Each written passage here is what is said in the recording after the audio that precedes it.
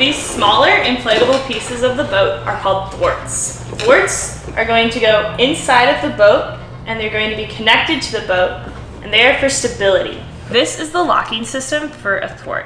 To install your thwart to the boat, you want to thread your locking system together.